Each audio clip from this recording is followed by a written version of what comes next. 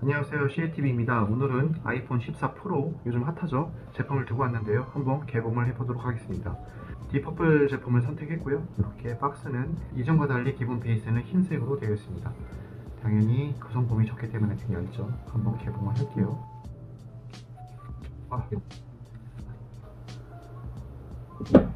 마치 가지 색깔을 양상케 하는 딥퍼플 색깔인데 실제로 보니까 괜찮네요. 카메라 섬은 상당히 커졌습니다. 이전과 달리. 일단 본체는 옆으로 두고요. 구성품은 있으나 마나한 충전 케이블, 그리고 유심 제거 핀과 쓸데없는 스티커, 그리고 일단 영롱한 딥퍼플 아이폰을 이렇게 딱 보면은 똑같네요. 화면을 켜지 않은 상태는 아이폰 13 프로와 전면적으로 당연히 똑같습니다. 옆면도 비슷하고, 뒷면은 13 프로도 카메라가 크다고 생각이 들었는데 14 프로도 엄청 커졌네요. 일단은 6.1인치 슈퍼 레티나 XDR 액정이 있고요. 한번 켜볼게요. 14 프로의 가장 큰 장점은 노치 디자인이 다이나믹 아일랜드로 변경이 돼서 있으나 마나한 노치가 다이나믹 아일랜드를 통해서 기능적인 요소도 많이 첨가가 됐다는 점을 볼 수 있고요. 제일 중요한 AOD가 지원됩니다. 일단 세팅을 먼저 좀 해보도록 할게요. 일단 세팅을 완료했고요. 반나절 동안 사용을 해봤는데 가장 눈에 띄는 점은 역시 AOD를 지원한다는 거죠. 기존에 없었던 프로모션 디스플레이가 전 모델인 아이폰 13 프로 같은 경우는 10Hz에서 120Hz까지 지원한다고 하면은 아이폰 14 프로부터는 1Hz부터 120Hz까지 지원을 해서 AOD가 지원되는 모습을 살펴볼 수 있습니다.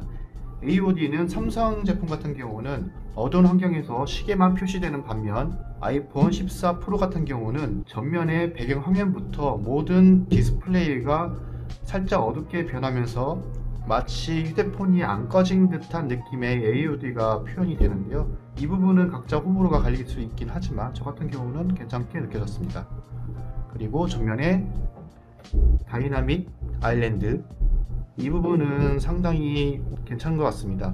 전에 노치 같은 경우는 그냥 노치 영역에 검은색 화면만 있을 뿐이었는데 다이나믹 아일랜드를 통해서 각종 정보를 실시간으로 보여줄 수 있다는 점이 상당히 매력적으로 다가왔고요. 상황 전광판이라는 느낌이 받았습니다.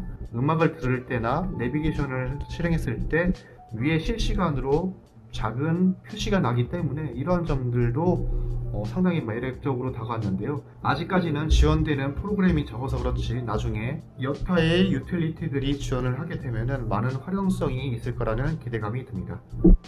전면에는 이렇게 1200만 화소의 오토포커스 카메라가 있고요. 옆면과 뒷면은 전작인 아이폰 13 프로와 유사한 모습을 보이고 있는데 뒷면의 카메라 같은 경우는 표준 화각의 화소수가 4800만 화소로 전작보다 더 뛰어난 화질과 어두운 환경에서 안부 노이즈 표현력이 상당히 더 적어졌다는 느낌을 받을 수 있었습니다.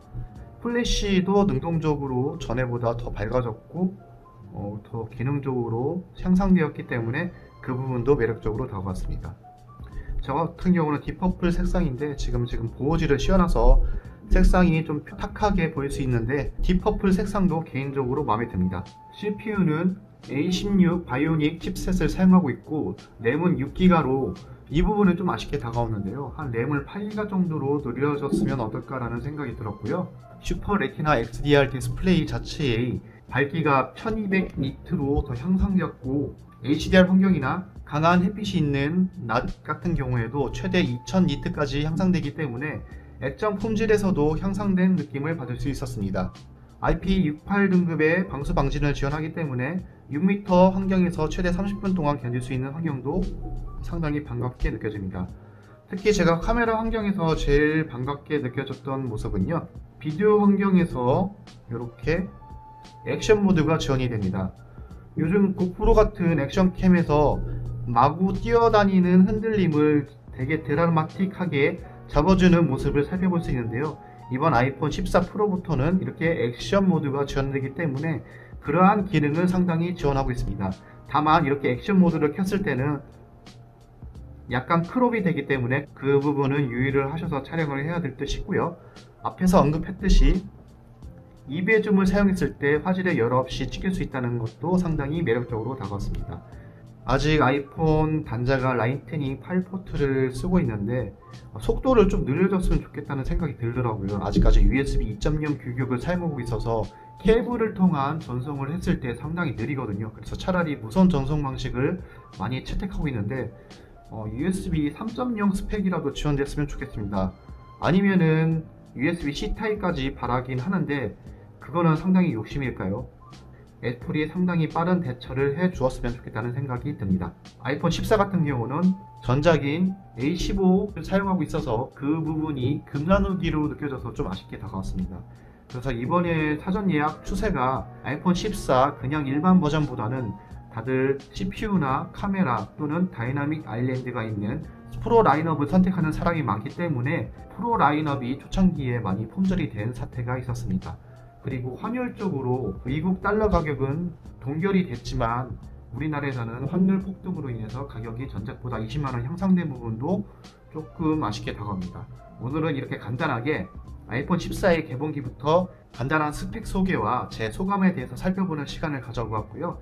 다음 시간에도 이렇게 유용한 정보가 있으면 소개시켜 드리도록 하겠습니다. 이 영상이 도움이 되셨다면 구독과 좋아요 부탁드리고요. 지금까지 CATV였습니다. 감사합니다.